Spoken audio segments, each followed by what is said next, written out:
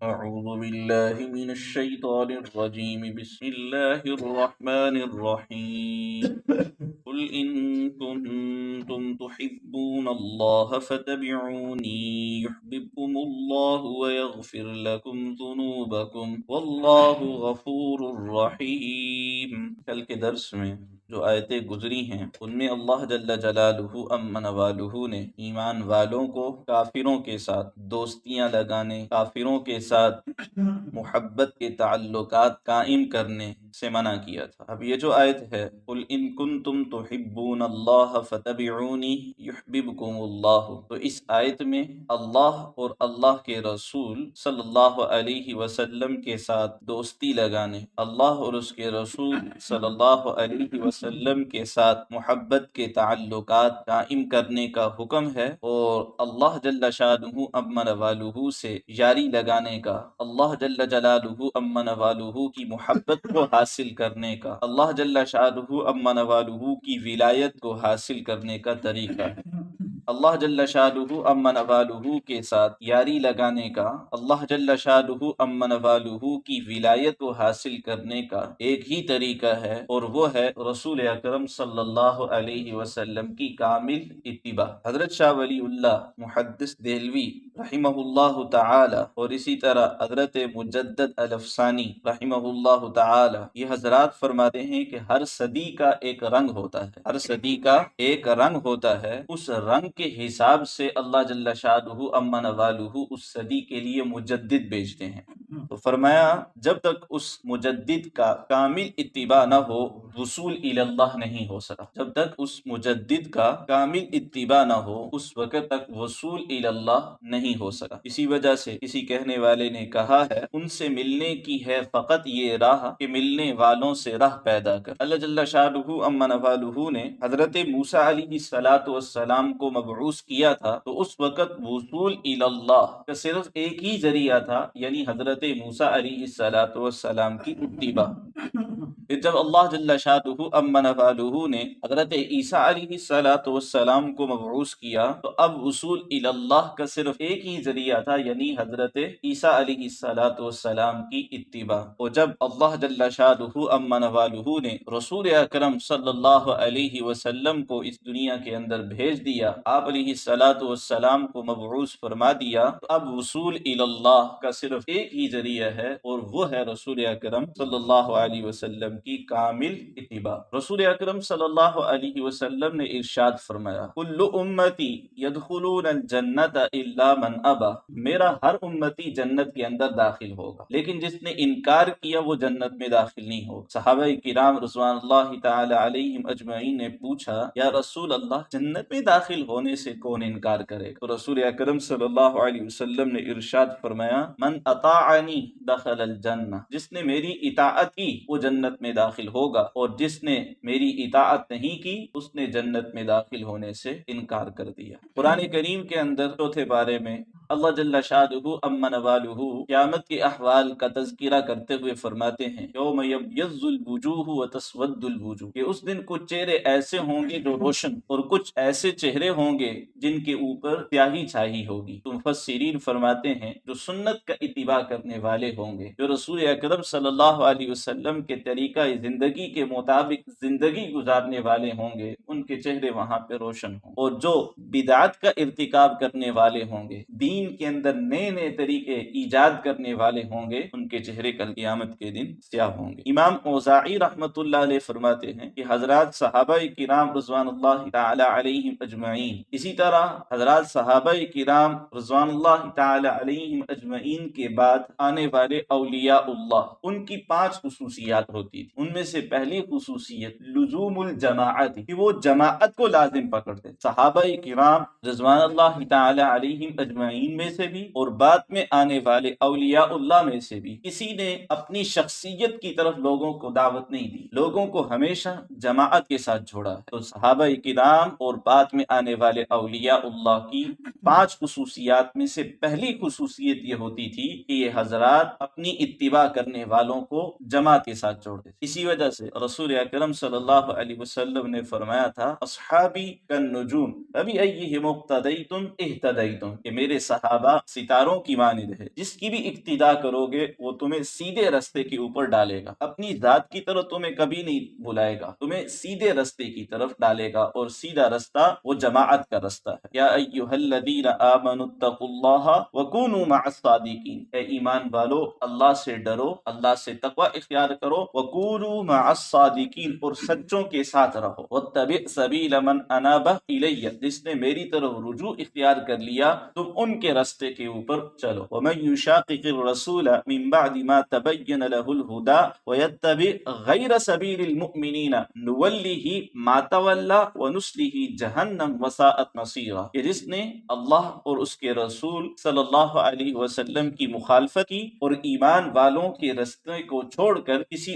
اور کے راستے کے اوپر چلا، کسی کی شخصیت کو اس نے اپنا سب کچھ بنا لیا، اللہ تعالیٰ فرماتے ہیں نولیہ ما تولی ونصلہ جہنم وساءت مصیرا، کہ ہم اس کا فیصلہ اسی کے حوالے کر دیں گے کہ جس کو اس نے اپنا ولی بنایا ہے، اور وہ فیصلہ کیا کرے گا، ونصلہ جہنم، وہ ہم اس کو جہنم کے اندر داخل کروا دیں۔ یعنی عیسائیوں نے حضرت عیسیٰ علیہ السلام کو اپنا سب کچھ بنا لیا، تو کل قیامت کے دن عیسائیوں کا معاملہ حضرت عیسیٰ علیہ السلام کے ہی حوالے کر دیا جائے گا، اور حضرت عیسیٰ علیہ السلام سے اللہ جل شانہ پوچھیں گے کہ اے عیسیٰ، کیا تو نے ان کو حکم دیا تھا کہ یہ تجھے معبود بنا لے؟ کیا تو نے ان کو حکم دیا تھا کہ یہ تجھ کو اپنا بیٹا بنا لے؟ تو حضرت عیسیٰ علیہ السلام اس پر عرض کریں گے کہ اے میرے پروردگار، جب تک میں ان کے درمیان رہتا رہا تو میں ان کو آپ ہی کی طرف دعوت دے رہا، میرے بعد انہوں نے مجھے اب آپ کا بیٹا بنا لیا، لہذا میں ان کے بارے میں یہی فیصلہ کرتا ہوں کہ آپ ان کو اگر عذاب دینا چاہتے ہیں تو آپ ان کو عذاب دیں، اور اگر آپ ان کو معاف کرنا چاہتے ہیں تو بے شک آپ غفور الرحیم۔ تو یہ ہے نولیہ ما تولی، تو جماعت سے ہٹ کر کسی شخص کو اپنا سب کچھ بنا لیتا ہے تو کل قیامت کے دن وہی شخص اس کے بارے میں فیصلہ کرے گا، اللہ اس کا معاملہ اس شخص کے حوالے کر دے۔ تو صحابہ کرام رضوان اللہ علیہم اجمعین کی صفات میں سے، اور اسی طرح اولیاء اللہ کی صفات میں سے ایک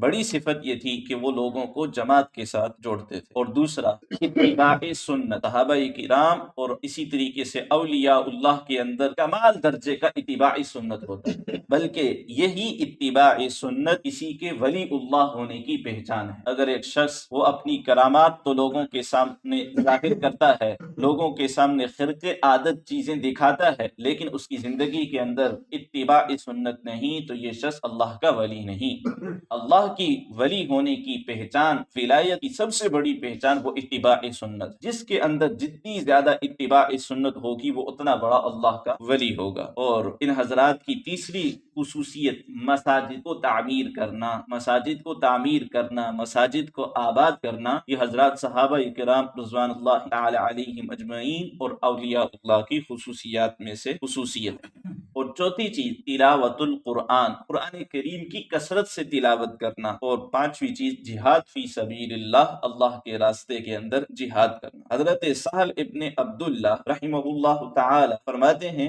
علامت حب اللہ حب القرآن، اللہ سے محبت کی علامت وہ قرآن سے محبت ہے، یعنی جس کو اللہ جل شانہ امن والہ کے ساتھ محبت ہوگی وہ اس کو قرآن کے ساتھ محبت ہوگی۔ وہ علامت حب القرآن حب النبی صلی اللہ علیہ وسلم، اور قرآن کی محبت کی علامت وہ نبی پاک صلی اللہ علیہ وسلم کی محبت ہے۔ جس کو قرآن سے محبت ہوگی اس کو نبی پاک صلی اللہ علیہ وسلم سے محبت ہوگی۔ وعلامت حب النبی حب السنہ، اور نبی پاک صلی اللہ علیہ وسلم کی محبت کی علامت وہ آپ علیہ الصلوۃ والسلام کی سنت کی محبت ہے۔ جس کو سنت سے محبت ہوگی، جس کی زندگی کے اندر سنت ہوگی، تو وہی اپنے دعوی محبت کے اندر سچا ہے، اور اگر سنت نہیں ہے تو پھر وہ اپنے دعوی محبت کے اندر سچا بھی نہیں ہے۔ وعلامت حب السنہ حب الآخرہ، اور جس کے اندر سنت کی محبت ہوگی اس کے اندر آخرت کی محبت ہوگی۔ وعلامت حب الآخرہ ان یحب نفسہ، اور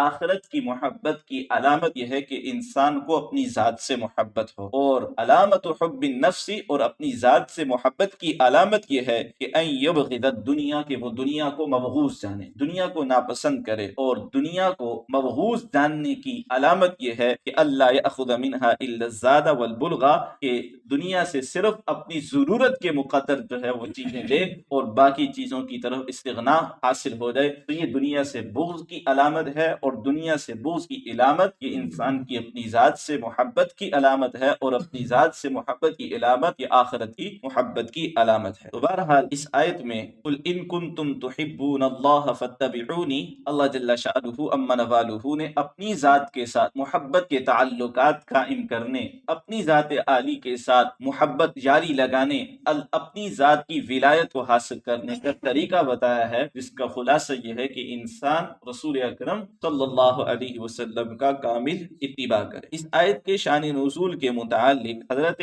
حسن بصری رحمت اللہ علیہ فرماتے ہیں کہ رسول اکرم صلی اللہ علیہ وسلم کے زمانے میں کچھ لوگوں نے آپ علیہ الصلاۃ والسلام سے کہا واللہ یا محمد انا لنحب ربنا، اللہ کی قسم اے محمد ہم اپنے رب سے محبت کرتے ہیں۔ اس پر اللہ جل شانہ عما نوالہ نے اس آیت کو نازل فرمایا قل ان کنتم تحبون اللہ فاتبعونی، آپ ان سے کہہ دیجئے اگر تم اللہ سے محبت کرتے ہو تو پھر میری اتباع کرو۔ اور امام بغوی رحمت اللہ علیہ فرماتے ہیں کہ یہ آیت یہود اور نصارہ کے متعلق نازل ہوئی۔ یہود اور نصارہ نے کہا تھا نحن ابناء اللہ واحباؤہ، ہم اللہ کے بیٹے ہیں اور اللہ کے چہیتے ہیں۔ تو اس پر اللہ جل شانہ نے فرمایا ان کنتم تحبون اللہ فاتبعونی، اگر تم اللہ کا چہیتا ہونے کی دعویٰ کرتے ہو تو پھر رسول اکرم صلی اللہ علیہ وسلم کا اتباع کرو۔ اور حضرت عبداللہ ابن عباس رضی اللہ تعالی عنہما فرماتے ہیں کہ رسول اکرم صلی اللہ علیہ وسلم وہ قریش کے پاس جا کر کھڑے ہوئے، اور قریش مسجد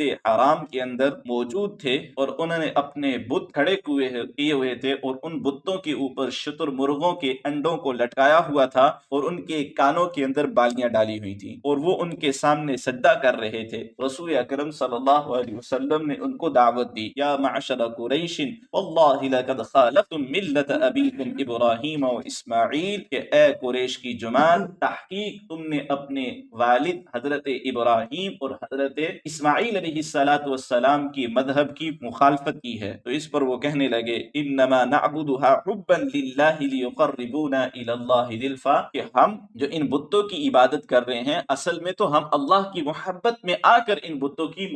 عبادت کر رہے ہیں، کیونکہ یہی بت وہ ہمیں اللہ کا قرب دلوائیں گے۔ اس پر اللہ جل شانہ عما نوالہ نے اس آیت کو نازل فرمایا قل ان کنتم تحبون اللہ فاتبعونی، اگر تم واقعتاً اللہ سے محبت کرتے ہو تو پھر اس کا معیار وہ اتباع رسول ہے، پھر تم رسول اکرم صلی اللہ علیہ وسلم کی اتباع کرو، یہ محبت کا معیار ہے۔ اور بعض حضرات نے فرمایا کہ یہ آیت اسی نجران کے وفد کے متعلق نازل ہوئی جو نجران کا وفد رسول اکرم صلی اللہ علیہ وسلم کی خدمت میں حاضر ہوا تھا۔ انہوں نے کہا تھا انما نعبد المسیح حبا للہ، کہ ہم جو حضرت عیسیٰ علیہ السلام کی عبادت کرتے ہیں یہ اللہ کی محبت کی وجہ سے عبادت کرتے ہیں۔ تو رسول اکرم تو اللہ جل شانہ عما نوالہ کی طرف سے آیت نازل ہوئی ان کنتم تحبون اللہ فاتبعونی، کہ بھئی اللہ سے محبت کا معیار یہ نہیں ہے کہ تم حضرت عیسیٰ علیہ السلام کی عبادت شروع کر دو، بلکہ اللہ جل شانہ عما نوالہ سے محبت کا معیار یہ ہے کہ تم میری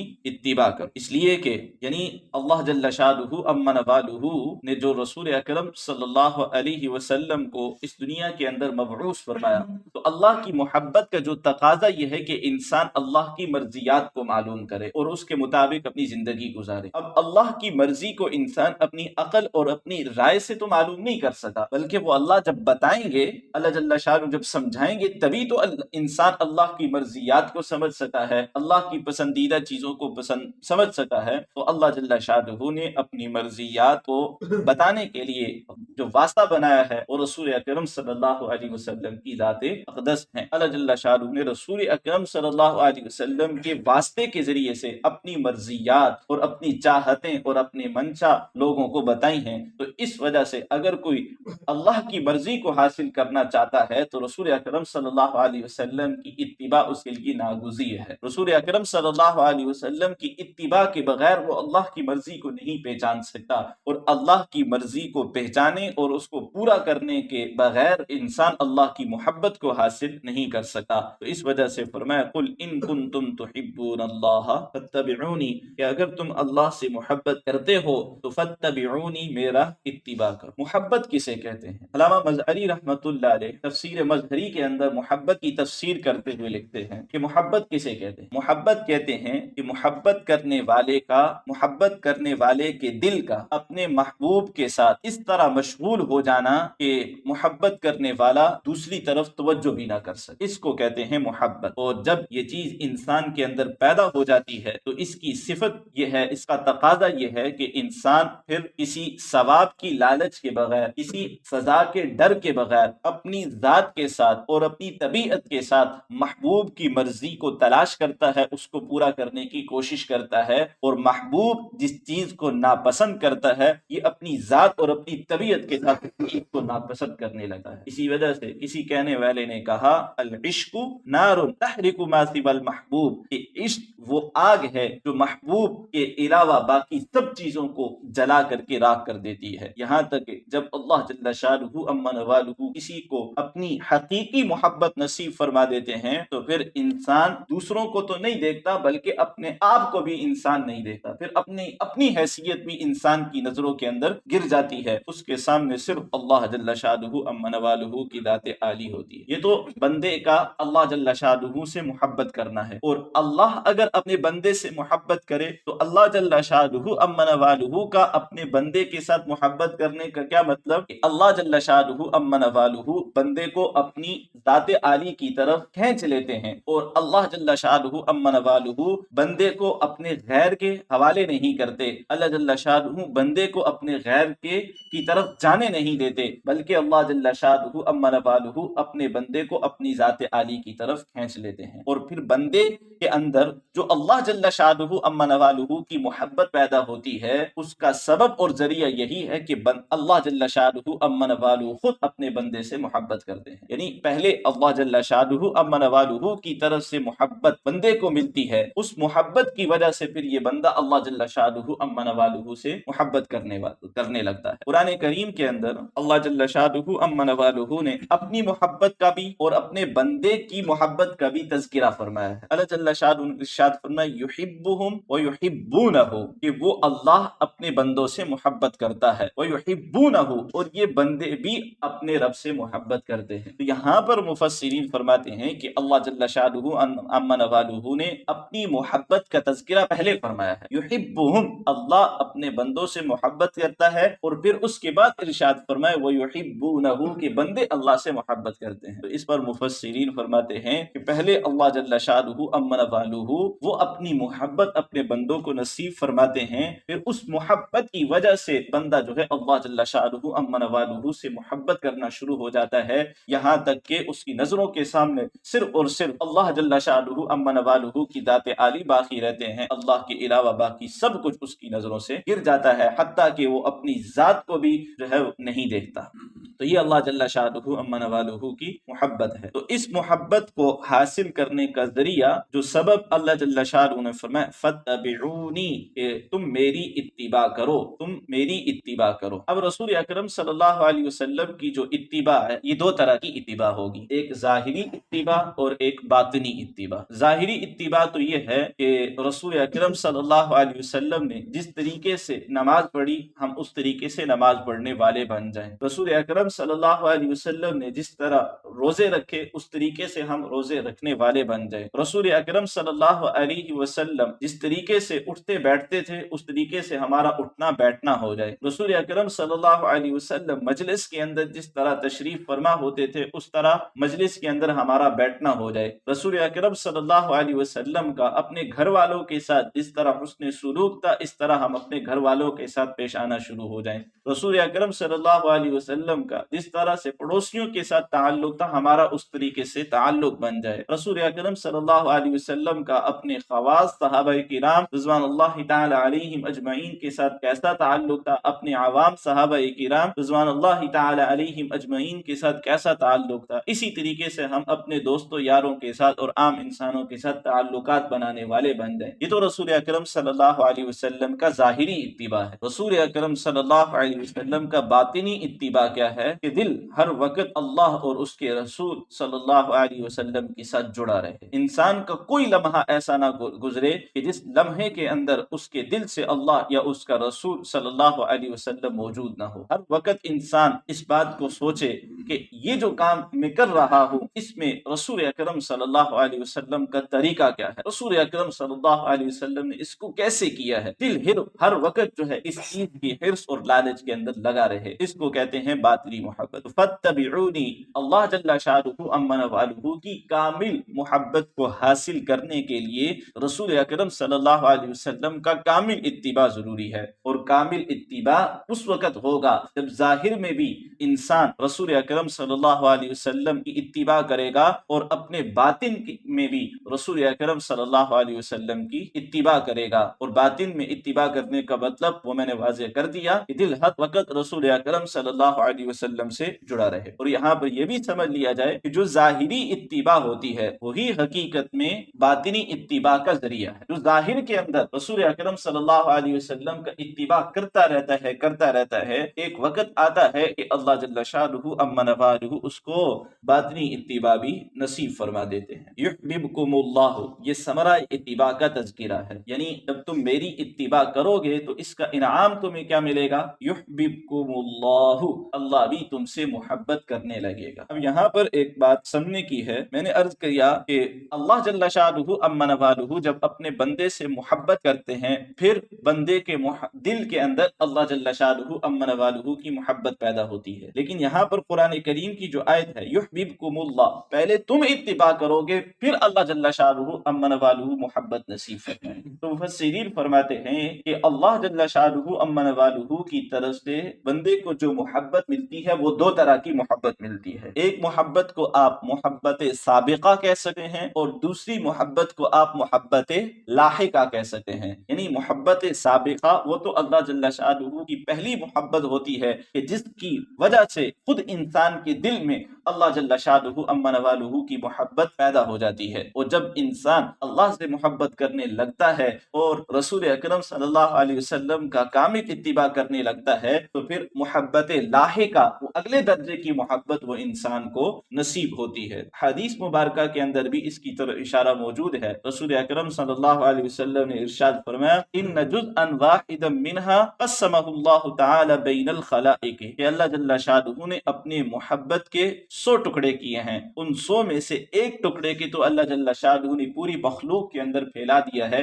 لیکن 99 محبت کے ٹکڑے وہ اللہ جل شانہ نے اپنے اولیاء کے لیے، اپنے دوستوں کے لیے ذخیرہ کیے ہوئے ہیں۔ چنانچہ جو اللہ کی محبت میں آ کر رسول اکرم صلی اللہ علیہ وسلم کا اتباع کرے گا یحببکم اللہ، وہ اللہ جل شانہ اپنی محبت کے وہ 99 حصے اس کو عطا فرمائیں گے، اور پھر اس کا نتیجہ کیا نکلے گا؟ وَيَغْفِرْ لَكُمْ ذُنُوبَكُمْ، اللہ تمہارے گناہوں کو معاف فرما دیں گے۔ وَاللَّهُ غَفُورٌ رَحِيمٌ، اور اللہ تعالیٰ بخشنے والے اور رحم کرنے والے ہیں۔ اور اللہ جل شانہ کی بخشنے کی جو شان ہے، جو شان غفران ہے، اس کا تقاضا یہ ہے کہ اللہ جل شانہ امن والہ اپنے بندے کی کمی کوتاہیوں کو معاف فرما دیں گے۔ بندے سے اگر کوئی کام کرنے کے اندر، کوئی عمل کرنے میں کمی کوتاہی ہو جائے گی تو رسول اکرم صلی اللہ علیہ وسلم کی اتباع کی وجہ سے اور اپنی محبت کی وجہ سے اللہ جل شانہ امن والہ انسان کی اس کمی اور کوتاہی کو معاف فرما دیں گے۔ اور رحیم، اللہ تعالی رحیم، رحم کرنے والے ہیں، اور اللہ کی شان رحمت کا تقاضا یہ ہے کہ اللہ خود اپنے بندے سے محبت کرنے لگیں گے۔ چلیں جی، بہرحال جو کچھ کہا گیا اللہ جل شانہ عمل کی توفیق عطا فرمائے، اللہ تعالی اپنی محبت ہم سب کو نصیب فرمائے، اللہ جل شانہ امن والہ رسول اکرم صلی اللہ علیہ وسلم کا کامل اتباع بھی ہم سب کو نصیب فرمائے۔